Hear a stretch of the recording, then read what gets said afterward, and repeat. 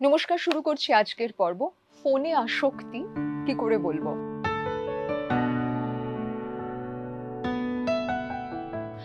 আগের সপ্তাহেই আমরা যখন কথা বলছিলাম মন বসানো নিয়ে, তখনই ফোন থেকে মন সরানো নিয়ে কথা হবে, তার একটা আবহ তৈরি হয়ে গিয়েছিল গত সপ্তাহেরও কিছু মানুষের চিঠি আজকে আমরা নেব, কারণ আজকের পর্বে সেটা অনেক বেশি প্রাসঙ্গিক। কিন্তু শুরু করব যার চিঠি দিয়ে। ভারী মিষ্টি করে তিনি লিখেছেন ব্র্যাকেটে, নাম প্রকাশে অনিচ্ছুক নই। Thank you Nabila. বাংলাদেশ থেকে নাবিলা আমাদের জানিয়েছেন, গত 1 বছরে আমি লক্ষ্য করেছি আমার অতিরিক্ত ফোন আসক্তি আছে। একটুক্ষণ পর পর স্ক্রিন চেক করতে থাকি, কোনো মেসেজ এলো কিনা, নোটিফিকেশন এলো কিনা, এবং শুধুমাত্র হোয়াটসঅ্যাপ, মেসেঞ্জার এই নয়, টেক্সটও এলো কিনা কনস্ট্যান্টলি দেখছি। ননস্টপ স্ক্রোল করছি। অফিসের কাজের মধ্যে বারবার ফোন চেক করা মোটেই ভালো দেখায় না, কিন্তু করে ফেলছি। আমার এর আগে কত হবিজ ছিল, আমার সমস্ত হবিজও প্রায় বন্ধ হয়ে গেছে। আরও একটি ভারী গুরুত্বপূর্ণ দিক নাবিলা লিখেছেন, সচেতন হয়ে লক্ষ্য করেছি যে কাজগুলিতে আমার দক্ষতা কম সেই কাজ করার সময় সবচেয়ে বেশিবার আমি ফোন চেক করতে থাকি, যেন ওটুকু আরাম তখন আমার মস্তিষ্কের প্রয়োজন হয়। ওদিকে আবার যে কাজগুলো ভালোভাবে পারি, যেগুলো করতে ভালো লাগে, সেদিকে যখন প্রলুব্ধ হচ্ছি তখন কিন্তু ফোনের দিকে অতটা মন যাচ্ছে না। আরও একটি চিঠি এসছে যেখানে মধুরিমা আমাদের জানিয়েছেন যে ফোনে আসক্তি তো ভীষণভাবেই রয়েছে, বারংবার বিভিন্ন অ্যাপের মধ্যে ঘুরে বেড়াই এবং নিজের কাজ আমাদের জমে থাকছে। কিন্তু এ কথাও মধুরিমা বলেছেন, ফোন নিয়ে থাকলে পুরো কনসেন্ট্রেশন যে ফোনকেও দিচ্ছি খেয়াল করে দেখেছি দিদি, তাও কিন্তু নয়, মাথার ভিতর অন্য জিনিসও তখন চলছে। তবু মনে হচ্ছে সেটা চলাকালীন ফোনের রিলস স্ক্রোল করি, অন্য কাজে ফিরতে পারছি না। আহেলি লিখেছেন, জয়েন্ট এন্ট্রান্সের প্রিপারেশন নিচ্ছি, প্রচুর চাপ, টেনশন। তার মধ্যে যখনই কোনো একটা গোল সেট করছি, সে গোল আর রাখতে পারছি না, কারণ 5-10 মিনিটের ফোন বিরতি ঘন্টা কাটিয়ে দিচ্ছে। পড়ার ঘন্টা, পড়ার সময় কমছে, ফোনে থাকার সময় বাড়ছে, এবং এর ফলে আমার নিজের পড়াশোনা পাহাড়ের মতো জমছে।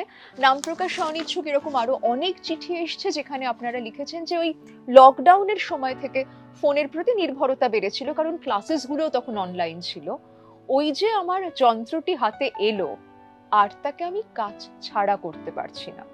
কেউ কেউ এও লিখেছেন, এই ফোনের কারণে বাড়ির লোকেদের সঙ্গে অশান্তি ভীষণভাবে বেড়ে যাচ্ছে। পরিবার বারণ করছেন, মা বারণ করছেন, বাবা বারণ করছেন, আমরা তর্ক করছি, না কিচ্ছু ক্ষতি হবে না, কিন্তু মনে মনে বুঝতে পারছি ক্ষতি হচ্ছে, নিজেও জানি ক্ষতি হচ্ছে। সেই ক্ষতি থেকে কি করে বেরোবো এই পথ আর খুঁজে পাচ্ছি না। বেশ, আপাতত যদি নাবিলার কথা ধরে একটা গুরুত্বপূর্ণ দিকে আপনাদের দৃষ্টি আকর্ষণ করব। নাবিলা লিখছেন যে যখন আমার একটা কোনো কাজে অতটা দক্ষতা নেই, অতটা ভালো লাগা নেই, তখন আমার মন সরে যাচ্ছে ফোনের দিকে। ঠিক, তার কারণ ফোন আমাদের এক ধরনের বিক্ষিপ্ততার, বিনোদনের উপাদান দিচ্ছে, যাতে সাময়িকভাবে আমি আমার খারাপ থাকা, খারাপ লাগা থেকে সরতে পারি। ফোন অনেকক্ষণ ঘাঁটবার ফলে যে একটা খুব দারুণ কিছু আমি পাবো তা নয়, অর্থাৎ আউটকামের মধ্যে একটা বিরাট কোনো প্রাপ্তি নেই, কিন্তু এই প্রসেসটার মধ্যে আমার কিছুক্ষণের জন্য ভুলে থাকা থাকছে। ডিস্ট্র্যাকশন যখন বলছি, খেয়াল করে দেখবেন যা আমাকে ডিস্ট্র্যাক্ট করে তা আদতে আমাকে অ্যাট্রাক্ট করে। তাহলে ডিস্ট্র্যাক্টেড হচ্ছি কেন? তাহলে ও আমাকে এমন কিছু দিতে পারছে যেখানে আমার সাময়িকভাবে এই ব্যর্থতার বোধ, এই একটু কঠিন লাগছিল, বা কখনো কখনো নিদেন পক্ষে বরডাম কেটে যেতে পারে। আমার ওটা আরো অনেক বেশি আকর্ষক মনে হতে পারে। কিন্তু যে প্রসেসটার মধ্যে আমার আনন্দ আছে, সে যে সবসময় আমাকে আরো ভালো থাকার দিকে নিয়ে যাবে এমন তো নয়। জীবনে এই রকম কাজ আমরা খুব কম পাবো যেটা আগাগোড়া করতে ভালো লাগবে, করার পরে ফলাফলটাও ভালো লাগবে। বহু সময় দেখবেন এমন অনেক কাজ আছে যেটার গোটা প্রসেসটা আমাদের ভালো লাগে না, কিন্তু সেটা পূর্ণ হলে, সম্পূর্ণ হলে, তার ফলে আমি জীবন থেকে যা পাচ্ছি ওইটি আমাদের ভালো লাগে। পড়াশোনা, গোটা পড়াশোনাটা করতে ভালো লাগে না, কিন্তু তার ফলাফলটা ভালো লাগে। আমি বহু শিক্ষার্থীদের বলতে শুনেছি, ম্যাম পড়তে ভালো লাগে না, ভালো রেজাল্ট করতে ভালো লাগে। খুব অনেস্ট উক্তি। পড়াশোনার গোটা প্রক্রিয়া তো সত্যিই আমাদের সবসময় ভালো লাগা দেবে না। তাহলে একটু খারাপ লাগলেই তক্ষুনি আমি মনের এই বায়নার উত্তরে সে যা চাইছে তাকে দিয়ে দেব, এই যদি আমার অভ্যাস হয়ে দাঁড়ায়, তাহলে তার বায়না আরো বাড়বে, কিন্তু তার থেকে আমার যা পাওয়ার কথা ছিল পাওয়া হবে না। আমরা মন বসানোর পর্বতেও তাই নিয়ে কথা বলেছি। ইনফ্যাক্ট যখন টাইম টেবিল সেট করার কথাও আহিলি লিখছে, আহিলি বলছে 5-10 মিনিটের বিরতি ঘন্টার পর ঘন্টা কাটিয়ে দিচ্ছে।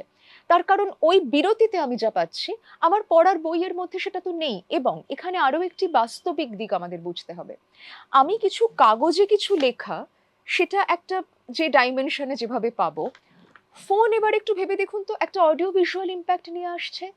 এতগুলো চলমান দৃশ্য, তার ধ্বনি, তার যে রং, সে তো সত্যিই অনেক বেশি অ্যাট্রাক্টিভ স্টিমিউলাই ওয়াইজও, যেটা কিন্তু আমার পড়ার বই বা একটা পিডিএফ ফাইল যখন পড়ছি তার সঙ্গে পাল্লা দিয়ে উঠতে পারবে না। কিন্তু কন্টেন্ট, তার ধার, তার প্রয়োজনীয়তা, এইখানে এসে আমার মন বিভ্রান্ত হচ্ছে, শুধু বিক্ষিপ্ত হচ্ছে না। কিন্তু অনেক সময় এই পিডিএফ থেকে আমার যা আহরণ আছে, আমি আপাত দৃষ্টিতে একটা শুষ্ক ফরম্যাটে যা পাচ্ছি, তার থেকে আমার নিজের জীবনে প্রয়োগ করার মতো যা শিখবো, একটা রিল স্ক্রোল করে তো শিখছি না। যে কারণে, হ্যাঁ মধুরিমা, ফোন স্ক্রোল করতে করতেও মনে হচ্ছে মন পুরো ওখানে নেই, কারণ ওখান থেকে মনের অত আহরণ নেই, বিক্ষিপ্ততা আছে।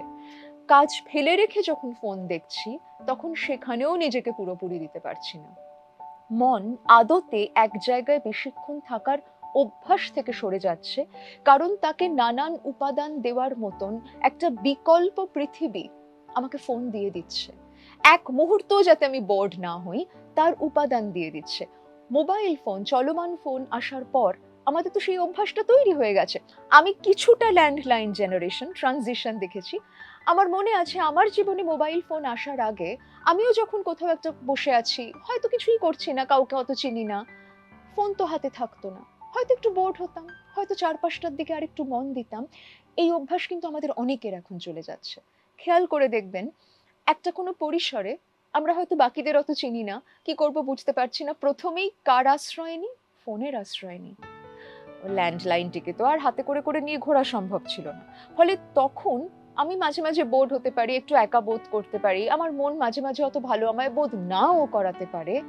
এইগুলির প্রতি আমাদের যে সহনশীলতা ছিল, তার অভ্যাস চলে যাচ্ছে। তো এর ফলে যেটা হচ্ছে, প্রয়োজনীয় কাজের ক্ষেত্রেও যখন আমি নিযুক্ত হচ্ছি, সেখানেও যখন কখনো একটু একঘেয়েমি আসছে, একটু কঠিন লাগছে, মোটের ওপর ভালো না লাগা আসছে, ভালো না লাগার সঙ্গে সহাবস্থানে যুক্তই হতে পারছি না।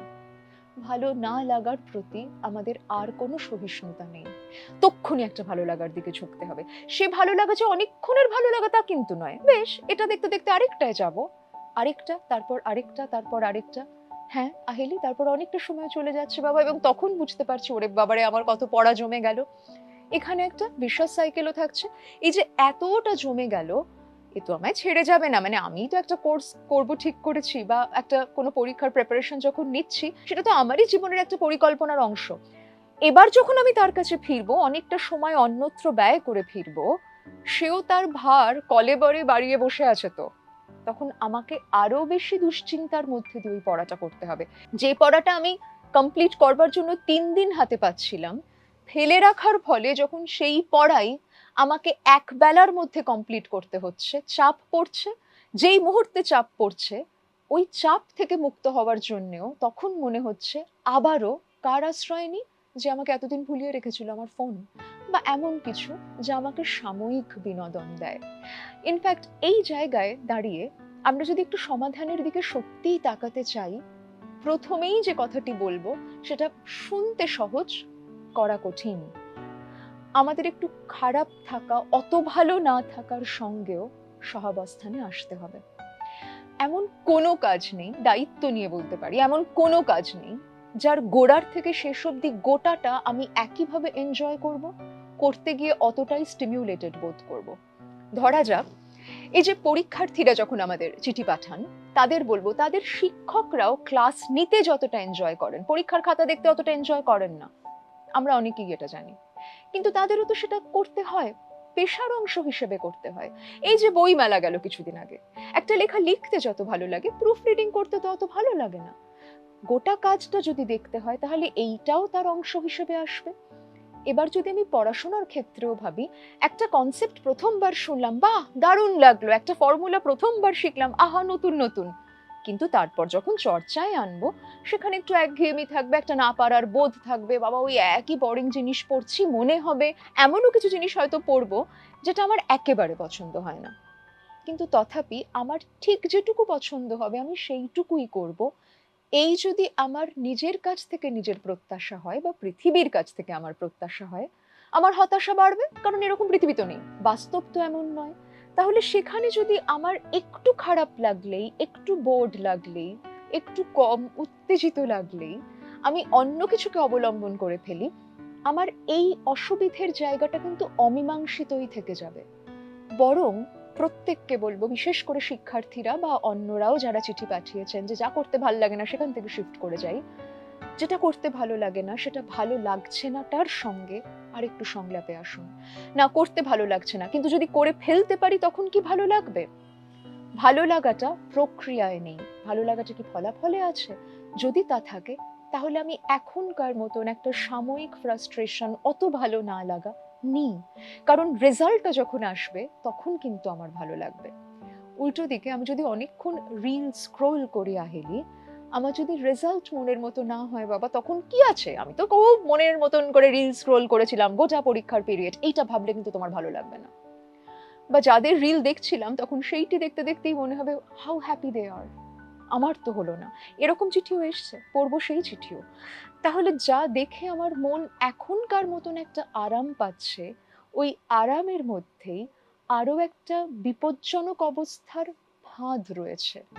আজকে যদি তা আমি চিহ্নিত করে নিজেকে একটু আবারও প্রয়োজনীয় কাজে নিযুক্ত করতে পারি, তারপর আমি ফোনের কাছে যাব, সেই সমাধানের অংশেও আসবো।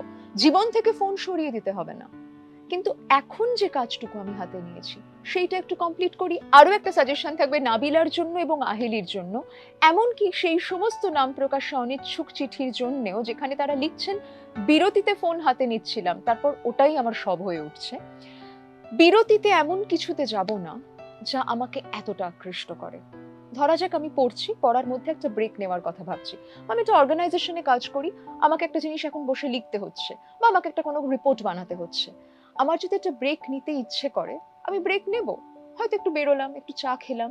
সেই সময় ফোনে একটা সিরিজ দেখতে শুরু করব না, বা সেই সময় দৌড়ে একটা পোস্ট করে দেব না যেখানে বারবার ফিরে গিয়ে দেখবো কে কমেন্ট করলো, কে লাইক করলো, বা কারুর সঙ্গে এমন কোনো সংলাপে থ্রেড খুলবো না যার উত্তর না আসা অব্দি আমি অস্থির বোধ করি, ওই সময়টায় খুলবো না। বিরতিকেও ব্যবহার করতে শিখতে হবে। ও যদি বিরতি হয় তাহলে তখন আমি এমন কিছুর সূত্রপাত ঘটাবো না যা আমার কাছে অনেক বেশি আকর্ষক। আমরা যদি সেইখানটাতে বিরতির জন্যও কিছু প্ল্যানিং রাখতে পারি, break planning is also very important in any work. কাজটাও যেরকম প্ল্যানিং এ রাখবো, বিরতিতেও প্ল্যানিংটা রাখি, একটা আন্দাজ রাখি। বিরতিতে সাধারণত আমি কি করি, যারা বাড়িতে রয়েছেন, বিরতিতে উঠলাম, একটু এঘর ওঘর করলাম, একটু এর সঙ্গে গপ্প করলাম, ওই এদিকে ওদিকে একটু তাকালাম, অত এমন কিছুতে ঢুকে পড়লাম না যেখানে আমার অনেকটা সময় ব্যয় হয়ে যাবে। মধুরিমাকে বলবো, ফোন দেখছি যখন তখনও আমার মনের মধ্যে অন্য কিছু ঘুরছে, আমার মন কোথায় না কোথায় ঘুরছে। এই কারণেই গতদিনের পর্বটি প্রাসঙ্গিক। মন বসে না, কি করে বলবো, এই নিয়ে পর্বে মনের বিচরণ, তার সঙ্গে সংলাপের কিছু পথ আমরা তৈরি করার চেষ্টা করেছিলাম। মধুরিমা, এইটার জন্য হয়তো সেই পর্বটি প্রাসঙ্গিক হতে পারে, একটু ফিরে গিয়ে দেখতে পারো। আপাতত ফোন এবং বাকি কাজ, আমার খুব ভালো লাগার কাজ, অত ভালো না লাগার কাজের মধ্যে আমরা যদি একটা বাস্তবিক সেতু বন্ধন করতে পারি, যাতে দুটোই থাকে, শুধু আমার যা ভালো লাগবে আমি তাই করব, নিজের সঙ্গে নিজের এই সংকল্প থেকে যদি একটু সরতে পারি। ফোন থেকে কেন সরতে পারছি না, ফোনে এক্স্যাক্টলি কি দেখি তার কিছু নমুনা রয়েছে আমাদের পরবর্তী চিঠিগুলিতে। পৃথা লিখেছেন, আমি একজন অন্তর্মুখী মানুষ, আমার অত বন্ধু নেই, কিন্তু আমি যখনই ক্লাসের পিরিয়ডের মধ্যে দেখি অন্য বন্ধুরা আড্ডা মারছে, আমি কি করব, আমি ঢুকে পড়ি ফোনে, অন্যের স্ট্যাটাস চেক করতে থাকি, নিজে একটা স্ট্যাটাস দিই, কোন একটা পোস্ট করে দেখতে থাকি, কে আমায় লাইক করলো, ঘন ঘন দেখতে থাকি। এই একই ধরনের চিঠি এসেছে আরো কিছু মানুষের কাছ থেকে। আরেকটি চিঠি নাম প্রকাশে অনিচ্ছুক, তিনি লিখেছেন, আমি বোধহয় ফোন স্টকার, যাদের প্রতি কখনো আকর্ষণ ছিল, যাদের সঙ্গে কিছুদিনের জন্য সম্পর্ক হয়েছিল, তাদের প্রোফাইল বারবার দেখতে থাকি। মাঝে মাঝেই যখন খুব একা লাগে তখন অন্যের জীবন কে কতটা ভালো আছে দেখি, বিশ্বাস করুন দেখার পর যে খুব ভালো বোধ করি তা না, ইনফ্যাক্ট খারাপ বোধ করি, ভীষণ ছোট লাগে নিজেকে, অসম্মানিত লাগে, কিন্তু এই অভ্যাস থেকে কিছুতেই বেরোতে পারছি না। আরেকজন যেরকম লিখেছেন যে আমি মূলত দেখি বিভিন্ন ধরনের সিনেমা, সিরিজ, আমার আজকাল গল্পের বই পড়বার অভ্যাস চলে যাচ্ছে, আমার শুধুই দেখতে ভালো লাগে। এও কি এক ধরনের আসক্তি? কি করব যদি বলেন? এই চিঠিগুলিকে নেব কারণ এখানে এক ধরনের কন্টেন্ট স্পেসিফিকেশন আছে। এর আগের চিঠিগুলিতে কি দেখছিটা অত ইম্পর্টেন্ট ছিল না, পড়াশোনা করতে চাইছি না, অন্য কাজ করতে ভালো লাগছে না, যা পাই তাই দেখছি, এই মানসিকতার বরং পরিচয় আমরা পেয়েছি। এখন যে চিঠিগুলি পড়ছিলাম সেটা খুব গুরুত্বপূর্ণ, কারণ ফোন অনেক সময় আমাদের এই একাকিত্ব বোধ থেকেও কিন্তু মুক্ত করে দিচ্ছে, এবং সেটা গোটাটা মিথ্যেও নয়। ইনফ্যাক্ট আমরা জানি যে সোশ্যাল মিডিয়াতেও এমন অনেক কমিউনিটি আছে যেখানে কিন্তু আমরা যুক্ত হতে পারছি। বহু সময় আমরা দেখেছি যারা অন্তর্মুখী মানুষ সরাসরি মুখোমুখি বসে কথা বলতে তারা অনেক সময় অস্বস্তি বোধ করেন। সেখানে এই যে একটা স্ক্রিনের আড়াল, তার উল্টো দিকে কিছু মানুষ রয়ে গেলেন, প্রয়োজনে হাত ধরলেন, তার একটা স্বস্তি এসে পৌঁছয় বই কি। এই দিকটিকে আমরা কিন্তু পুরোপুরি খুব সমস্যাজনক দিক বলে চিহ্নিত করব না। ইনফ্যাক্ট ফোন, সোশ্যাল মিডিয়া মানেই খারাপ এমনটা কে বলেছে? এই অনুষ্ঠানও তো আপনারা অনেকে ফোনে দেখছেন। তাহলে সুতরাং কন্টেন্ট যদি আমাকে সত্যিই ভালো বোধ করায়, সেক্ষেত্রে সেই কন্টেন্টের সঙ্গে আমি নিশ্চয়ই যুক্ত থাকতে পারি। ইনফ্যাক্ট যিনি লিখেছেন যে আমার বই পড়ার থেকে অডিও ভিজুয়ালি দেখতে বেশি ভালো লাগে, অনেকে আছেন যারা বলেন যে আমার পডকাস্ট শুনতে বেটার লাগে, পড়তে অত ভালো লাগে না। আমি ইনফ্যাক্ট মনে করি কন্টেন্ট যদি আমার ভালো লাগে সে কন্টেন্টের কাছে নিশ্চয়ই ফিরবো। কিন্তু পৃথা এবং নাম প্রকাশে অনিচ্ছুক যারা চিঠি পাঠিয়েছেন তাদের বলবো, কখন ফিরছিটুকু একটু আমি আমার মতন করে ধার্য করে নিই। এমন যদি হয় পৃথা, দুটো পিরিয়ডের ফাঁকে আমি মাঝে মাঝে হয়তো নিজেকে একটু অন্যের সঙ্গী করে তুলি, হয়তো আমার ভার্চুয়াল বন্ধুদের সঙ্গী করে তুলি, সেটা এক ধরনের সখ্য। সেখানেও কখনো কখনো আমি থাকবো, কিন্তু যখন ক্লাসটি চলছে, যখন আমার শিক্ষক ক্লাস নিচ্ছেন, তখন আমার মন কি ওই পোস্টের দিকে পড়ে আছে, তাহলে সচেতন হও, সেখানে সতর্ক হও। আগের এপিসোডেও যেরকম বলেছিলাম, আমি যখন যেখানে আছি মাঝে মাঝে একটু চেক করব মন সত্যিই সেখানে আছে কিনা। তাহলে পৃথা, যদি এমন হয় যে এর পরের পিরিয়ডটা খুব গুরুত্বপূর্ণ, ঠিক তার আগে আমি ফেসবুকে একটা স্ট্যাটাস দেব না, একটু পরে দিই। আচ্ছা, আমার যে ভার্চুয়াল বন্ধুরা তারাও যেমন রইলেন, কখনো কখনো তার বাইরেও আমার পরিপার্শ্বে যারা রয়েছে, একটু মেশার চেষ্টা করে দেখি না তাদের সঙ্গে। আবারও প্রত্যেকের সবকিছু আমার ভালো লাগবে না, ঠিক যেরকম আমার পড়ার বইয়েরও সব পড়া আমার ভালো লাগবে না। সমস্তটাই মনের মতো হবে এমন পৃথিবী আমরা কেউ পাই না। তাহলে আমার ক্লাসরুমেও যে রয়েছে, আমার যিনি অফিস কলিগ বা যিনি আমার প্রতিবেশী, তারও অনেক কিছু আমার ভালো না লাগতে পারে, কিছু কিছু ভালো লাগতে পারে, যেটুকু আমার ভালো লাগে সেখানে সংযুক্ত হব। ভার্চুয়াল পৃথিবীতে যারা রয়েছেন তাদেরও যেটুকু তারা প্রদর্শন করছেন সেটুকুর সঙ্গে আমি যুক্ত হলাম। তাদের যেহেতু গোটাটা দেখতে পাচ্ছি না, তার ভার হয়তো আমার ওপর নেই, কিন্তু যারা আমার পরিপার্শ্বে রয়েছেন তাদের সঙ্গে একটু অন্যভাবে সংযুক্ত হই। যারা ভার্চুয়াল জগতে রইলেন তারা যদি কখনো কখনো আমার এই একাকিত্ব ভেদ করে আমাকে ভরিয়ে দেয়, রইলেন না হয় তারাও। কে কখন কতটা জুড়ে থাকবেন সেখানে যেন ফাইনাল ডিসিশন আমার থাকে। যিনি লিখেছেন যে আমার প্রাক্তনের জীবন বা যাদেরকে পছন্দ করেছি কখনো বা এখনো হয়তো করি, তাদের জীবনের পাতা উল্টাচ্ছি, এইখানে একটা কথা একটু বলতে চাইবো। অনেক সময় আমরা সোশ্যাল মিডিয়া যখন অন্যের জীবন দেখছি, আমাদের মধ্যে একটা খারাপ লাগা তৈরি হয়, এক ধরনের তুলনা বোধ তৈরি হয়। আমাদের মনে হতে থাকে বাবা সবাই কত হ্যাপি, সবাই তার মনের মতন জীবন পেয়ে গেল, সঙ্গী পেয়ে গেল, আমি একা, আমারই কিছু হলো না, এমনটা মনে হয় বই কি। ভালো লাগছে না সেটা ভাবতে, কিন্তু বারবার তাদের জীবন ঘুরে ঘুরে দেখছি। এইখানেও এক ধরনের ইলিউশন থাকতে পারে। ঠিক যে সময় আমি খুব খারাপ আছি, আমি তো সেই সময়ের সেলফি তুলে পোস্ট করছি না। তাহলে ওদেরও যে জীবনের ছবি দেখছি, ওটা ওদের বিপন্নতার, ভেঙে পড়ার, ক্রাইসিসের ছবি নয়। ওদেরও কিছু উদযাপনের ছবি ওরা হয়তো শেয়ার করছেন, কারণ সেটুকুর মধ্যে দিয়ে ওরাও নিজেদের জীবনের এই মুহূর্তগুলোকে একটু মনে রাখতে চাইছেন, ওরাও একটা মান্যতা পেতে চাইছেন। ওই পৃথা যেরকম লিখছেন, আমি কিছু একটা পোস্ট করলাম, অন্যেরা এসে লাইক করে গেল, আমাকে লাইক করলো, একটা ভ্যালিডেশনের বোধ এলো তো, ওরাও হয়তো সেইটা চাইছেন। আমার এত মান্যতা, এত মানুষের ভালো লাগা পেতেই হবে, এই প্রমাণের দায়ে কেন আমরা নিয়ে ফেলছি? কারণ কোথাও নিজে সত্যিই ভালো আছি কিনা তা নিয়ে নিজেই খুব নিশ্চিত নই। জানিয়ে আমি খুব নিশ্চিত, তা আমাকে অন্যকে দেখিয়ে বারবার প্রমাণ চাইতে হবে না তো।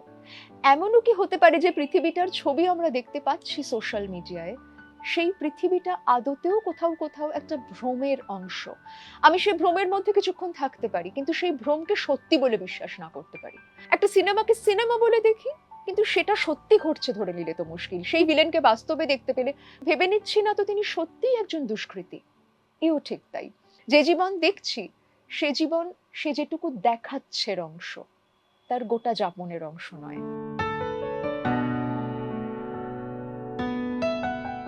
নাম প্রকাশে অনিচ্ছুক একটি চিঠি নেব। উনি জানিয়েছেন, আমার সাইকিয়াট্রিস্ট ডায়াগনোজ করেছেন মেজর ডিপ্রেসিভ ডিসঅর্ডার, এবং তার সঙ্গে সঙ্গে আমার একটু অ্যাটেনশন ডেফিসিটেরও সমস্যা রয়েছে। ওষুধ খাচ্ছি। আমাকে ফোনের ব্যবহার রেস্ট্রিক্ট করতে বলা হয়েছে, কিছুতেই সেটা ফলো করতে পারছি না। ইনফ্যাক্ট এই মাইন্ডলেস স্ক্রোলিং এর ফলে আমার ভীষণ অপরাধ বোধ আসছে। মনে হচ্ছে যা করতে বলা হলো করতে পারছি না, তার ফলে মুড আরো অফ হয়ে যাচ্ছে। একই ধরনের উক্তি আরো কিছু চিঠিতে এসেছে। নাম প্রকাশে অনিচ্ছুক তাঁরাও লিখছেন যে আমাকে ফোনের ব্যবহার থেকে সরতেই হবে দিদি। প্রত্যেক দিন এই পরিকল্পনা করি, সংকল্প করি বলতে পারেন, কিন্তু কিছুতেই সে সংকল্প রাখতে পারছি না। আত্মসংযম এত কমে গেল কি করে? ফোনের কাছে এইভাবে আমি হেরে যাব? এটা কি আমার দুর্বলতা?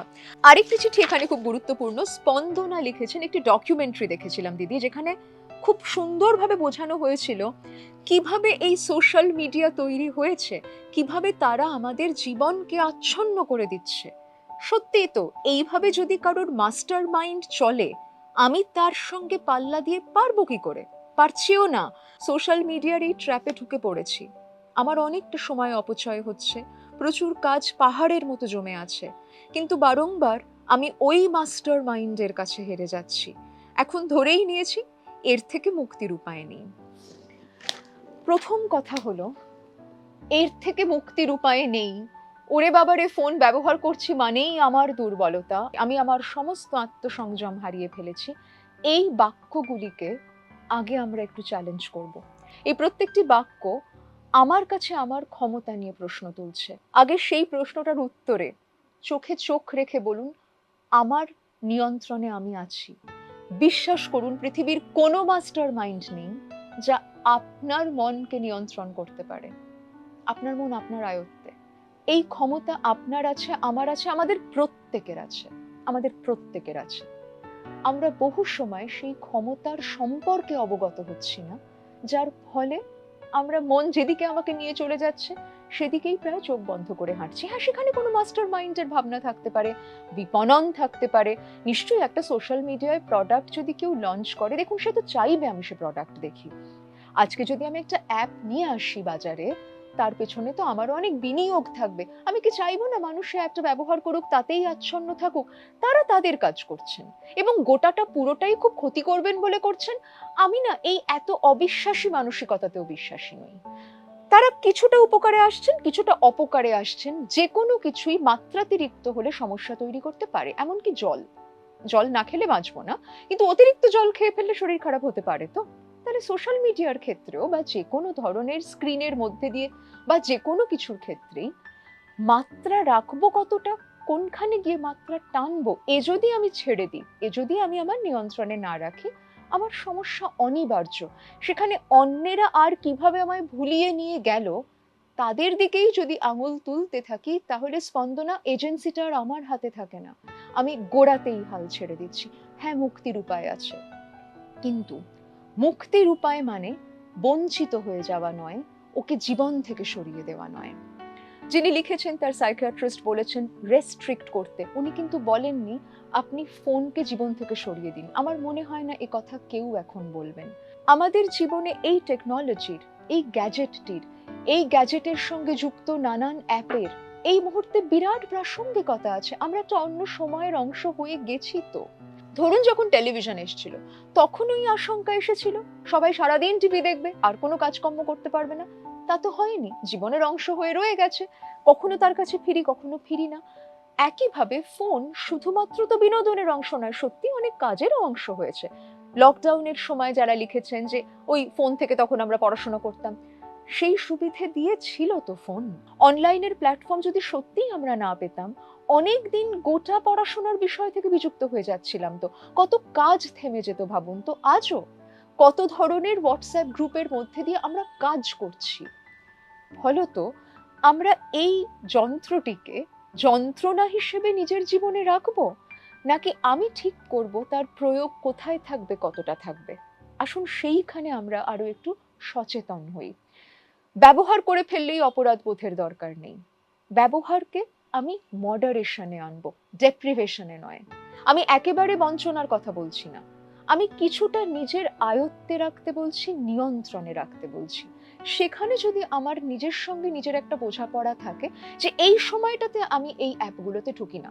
ধরা যাক আমি যে জিনিসগুলি দেখলে আরো মনের দিক থেকে ভেঙে পড়তে পারি, আমার অবসাদ আরো বাড়তে পারে, আমি ওই কন্টেন্টগুলো থেকে সরি। কিন্তু আপনাকে বলছি, নাম প্রকাশ অনিচ্ছুক, মেজর ডিপ্রেসিভ এপিসোড যখন আপনার হয়, সেই সময় এমন অনেক কন্টেন্ট আপনি ইউটিউবেও পেতে পারেন, যা শুনলে হয়তো আপনার মনের উপর প্রলেপ পড়বে। কেন সরবেন তার থেকে? ফিরুন তার কাছে, থাকুন তার সঙ্গে। এমন সংলাপের সঙ্গে থাকবেন না যে সংলাপ আবারও আপনাকে বোধ করাবে সবাই দারুণ খুশি, আমি একাই দুঃখী। সেইখান থেকে সরুন। ইনফ্যাক্ট স্পন্দনা, তোমাকেও বলবো, তোমার মাস্টার তুমি। তোমার মাইন্ডকে তুমি তোমার নিয়ন্ত্রণে নাও। তোমার যদি মনে হয় যে আমি এখন কিছুক্ষণই সোশ্যাল মিডিয়ার অংশ হব না, দরকার হলে যখন আমি একটু খুব গুরুত্বপূর্ণ পরীক্ষার পড়াশোনা করছি, আমি ডেটাটা অফ করে রাখবো মোবাইলের, বা আমি এই অ্যাপের নোটিফিকেশন অফ করে রাখবো। এটুকুও তো পদ্ধতি আমরা অবলম্বন করে দেখতে পারি। কোন মাইন্ড এসে আমার ফোন আমি কিভাবে চালনা করব বলে দিয়ে যেতে পারে বলতো? আমার আঙুল চালনা করবে, আর আমার আঙুলকে চালনা করবে আমার মস্তিষ্ক। সে মস্তিষ্কের ঊর্ধ্বে আমি আছি। সে আমির এতই ব্যাপ্তি যে সে আমিকে যদি আমি ছোট করে দেখি, সেখানে আমার দেখার ভ্রান্তি আছে। সেইখানে যদি আমরা নিজেদেরকে আরো একটু নিজের আয়ত্তে আনতে পারি, তাহলে ফোন আমাকে চালনা করবে না, চলমান ফোনকে চালনা করব আমি।